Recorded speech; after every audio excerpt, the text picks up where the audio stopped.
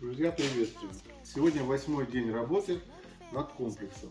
Мы полностью установили на место духовку. Духовку мы устанавливали на специальный материал Суперсил, называется, которым мы обкладывали по периметру духовки технологический шов. Суперсил — это действительно суперматериал, у него очень много свойств.